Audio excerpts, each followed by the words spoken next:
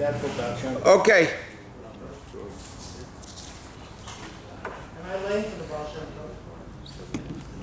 Class is sponsored today by Avraham Maradi in honor of the Baal Shem Tov and the Alter Rebbe. Okay. You gotta mute that, sir. Okay. Likkutei Torah Drushim Rosh Hashanah, page Nun Dal, bottom of the second column. So, the Alter Rebbe is explaining what happens if somebody went off the path. So, he says, for negative mitzvahs, you do tshuva, makes sense. How do you do with the positive mitzvahs? So, the Alter Rebbe says, you reach a level of kedusha, of the elokus, that it's such a level, there's no difference between good and bad. The undone is done, done is undone. Everything is one big happy cholent. So, therefore, and he explains now in the middle of what he's explaining, that's why it says, Slach lanu v'inu kichotanu l'cheira. It says, Hashem should forgive us because we sinned. That's not a reason to forgive us. He should forgive us not because it's a reason, but for over the fact that we sinned. So he says, no. He says, okay, so we're like 10 lines in the end of the page. And nun dalid. Because we sinned and we caused lacking. Because we sinned, meaning because we stopped that hamshach of elokus that normally comes down through Torah mitzvahs, lakach, therefore we tell the Eibishter, slach lanu, forgive us, meaning to awaken not only rachmanis, but the source of the rachmanis.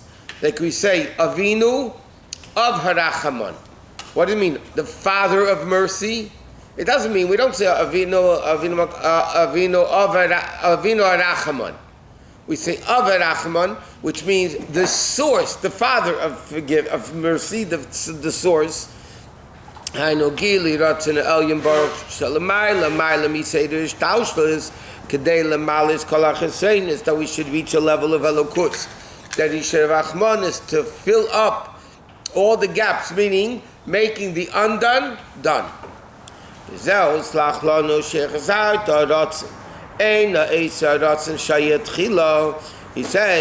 meaning like this, that you should come back to forgive us, not with the original will that we had, because the original will of Hashem we blew by sinning. So what are we asking? To create a higher will that negates the earlier will that we messed up.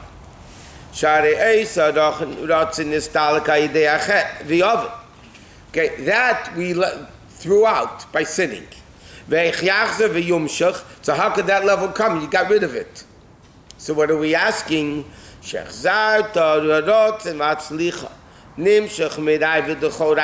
will of all wills. Like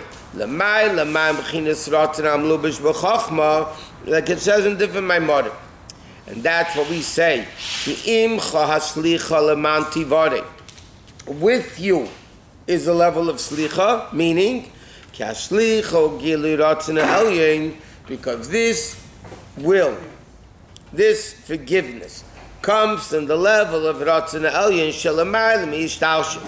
which is imcha mamish, meaning the level which is together with Elokus. Imcha means with you. A level which is mamish with Elokus is a level we're asking forgiveness from. Like it says, like the source of all life and the source of life. Comes from the original source, which is higher than the world. Will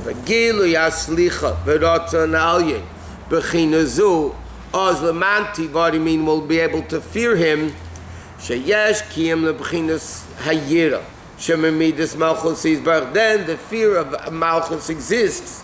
Without this, I'll explain in a second. Without this higher Gilui, and Kiyum L'Gilui Malchus is Barich.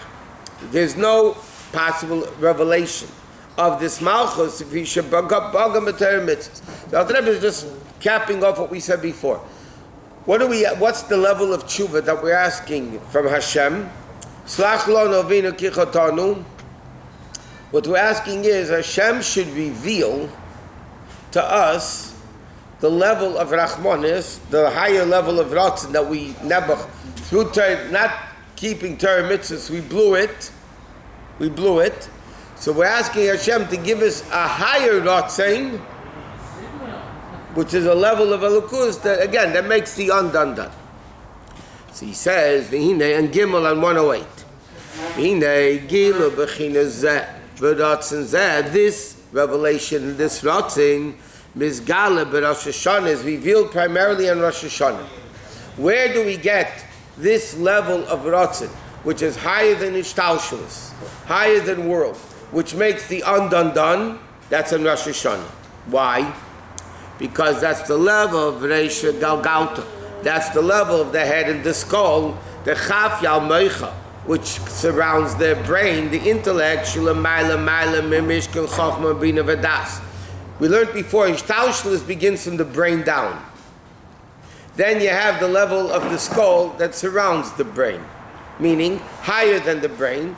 In worlds, it means higher than Ishtalshalis. Okay, so that's what is revealed on Rosh Hashanah to each one of us. V'gam b'aseres yimei tshuva, and also not only in Rosh Hashanah but all aseres yimei tshuva. Shebachol aseres yimei tshuva. Eimin matfi amizman mima makim karasich, out of the depth, like we learned before, the double depths, the depth of the Jew awakening the ultimate depth of Elokus, meaning a revelation higher than worlds. Therefore, the pasuk says, "You blow b'chei shofar," meaning on Rosh Hashanah you blow shofar, perish tiku tkiya, which is kel pashut, the simple voice. It's like one long sound, right? Which is yetz me'avel alei mipnim yusei, and that's the tzakas halev. That's the cry of the heart. Yetz is mipnimis halev, that comes from the internal level of the heart. In the crying, that you can't speak. Dr. Rabbi explained before that certain things that touch you to the core, it bothers you so much you start crying, is because you can't speak. You just can't say the words, because it's too deep of a level to limit in words. So what do? You cry. Right? The Rebbe was once screaming about something, and he says, "L'cheira, why am I screaming? It's not going to help anyway." The Rebbe says, when somebody hits you, and you say "ow," yeah, that doesn't make it better. But naturally, you scream out, whether it's going to make it better or not. The Rebbe says, "It's bothering me so much. I'm screaming about it. I'm screaming, ow, ouch, you're crying." He says, the concept of Shofar Rosh, therefore we learn. The Shvarim Teruah is groaning, moaning, and crying. The Tkiya is one long cry of the heart. Therefore, because Rosh Hashanah is coming down, this level of Elokus that's higher than world, higher than Ishtalshalis, similar to the concept of crying, that cannot be expressed in words. Words already is seichel. You're able to intellectually speak what you want. So it says, that's the whole concept of Shofar and Rosh Hashanah. The concept of Shofar and Rosh Hashanah is the scream and the cry from the essence of the heart. That's what Tkir Shofar is. And he said, Shadibor nimshor mebchinas chachma. Dibor comes from chachma. You have to have even a baby can't speak because they don't have the level of chachma yet. When they start speaking, it's because they have chachma. Like it says, Shem b'chachma yasir eretz. This is what the pasuk says. Listen to my voice. Spirish b'keli mashanim shel keli. It's interesting. We say Shima b'keli. Listen to my voice. Yeah, but really, b'keli means listen in my voice. B'kel means in a voice. So we should say, pasuk should have said Shimu l'keli. Why does it say Shimu b'keli? So the Alter Rebbe is explaining it's not the voice, it's what's in the voice, the depth, the cry of the heart of the voice that can come out in any words. Mima'akim, the double ma'akim. Yeah, it's all interconnected. The depth of the Jew, we spoke about this last night in the Farbrengen for a while. The depth of the neshama awakens the depth of Elokus. The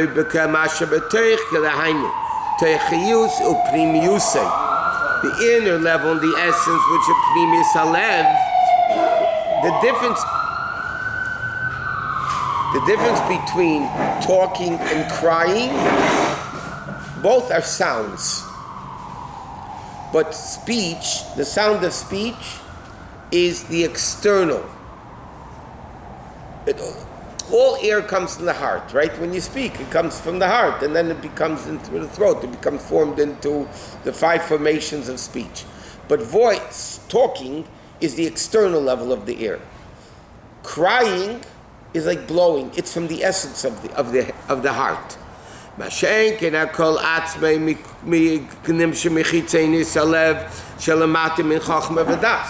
Sound, voice, talking. He said, so the Alter Rebbe is explaining, Shofar is a much deeper level of coming from the heart. It's a deeper level of the heart than speech. Speech is very external. It's like the Alter Rebbe explains in Shaykh Vamun, the difference between blowing and talking. Talking is talk. Blowing, you feel from the innards. That's the same concept of crying. Crying is when you can't put something into words. You can't articulate it, is because it's above articulation. And therefore the pasuk says, Tiku b'chedesh Shofar. What does chedesh literally means? Chedesh, Rosh Hashanah. But Pirush chedesh ha'elamis. Me'ayin liyesh ha'mitzchatchi b'chol Rosh Hashanah b'dvar havaya v'roch previous parich. What does it mean, Tiku b'chedesh? It doesn't only mean, the pasuk simply means you should blow shofar b'chedesh. Yeah, and the Gemara says, Eiza chedesh, Eiza chag shechedesh miskaseba. Which Yom Tif is there's no moon? Is Rosh Hashanah. All the other ones are Tezvav, right? When it's full Yom Tif, full moon. So the Rebbe is explaining that Tiku b'chedesh means chedesh comes from the word chodesh. Remember we learned that the Rebbe says in Tanya, every year comes down a new revelation of Elokus on Rosh Hashanah that never existed at all from the beginning of creation. That means in this Rosh Hashanah, 5782, there's going to come down on Rosh Hashanah a revelation of Elokus that never existed before. A higher revelation. And that's why it says Tiku b'chedesh, because when do you blow shofar? When the world is renewed. The chiddush of the world, when the world becomes renewed on Rosh Hashanah, that's when you need to blow the shofar. Why? Because that's exactly the same concept of Rosh Hashanah. The concept of Rosh Hashanah is to reveal the essence of the Jew, which reveals the essence of Hashem, which is what Rosh Hashanah happens, a new revelation comes in the world. And on Rosh Hashanah, we awaken the Rachmanis from Hashem, that is higher than Torah mitzvahs. Is this new revelation for our generation or forever before? No, from the beginning of, it was never there from the beginning of creation. Why do we feel anything? Speak for yourself. Huh? What do you mean, why you don't feel? We don't feel anything. Everybody else feels except you. We don't feel anything. We see Because anything. he's Like sleeping. all midnight. The neshama feels it. We learned about the voices that come out from heaven, the very, who knows? The neshama, your neshama hears it. Why Hashem didn't at least give a little bit of sound or something that we can, something. I told you then that when 40-something years ago, there was a very nice old couple in the show. Remember Moshe Lichtenstein? Anyway, it's a very nice couple, very old couple, very simple, it's very nice. He once came, his name was Moshe, yeah? He said to me, Rabbi Shusterman, I don't understand, I'm such a good Jew. Why doesn't God come to me every so often and say, Rabbi Moshe, you're doing a good job? Why that? And he was very sincere. No, he really meant it. He was like, why doesn't Hashem, listen, I'm a nice Jew. Why doesn't he ever come to me and say, thank you, you're doing a good job? So to tell you the truth, to explain to him what I'm going to tell you now in a nutshell was pretty hard to do. But the point is, Hashem does. Hashem comes to you and says, thank you. You woke up this morning. I don't know, but officially, you woke up this morning. What is that? Hashem bringing you back your neshama into the body and says, thank you for continuing to do what I want you to do. You have what to eat. You're able to eat. You're able to drink. You're able to walk. You're able to talk. There's a lot of people that, God forbid, don't do that stuff. Hashem, that they're not able to do that. What do you think that is? That is Hashem revealing himself to us.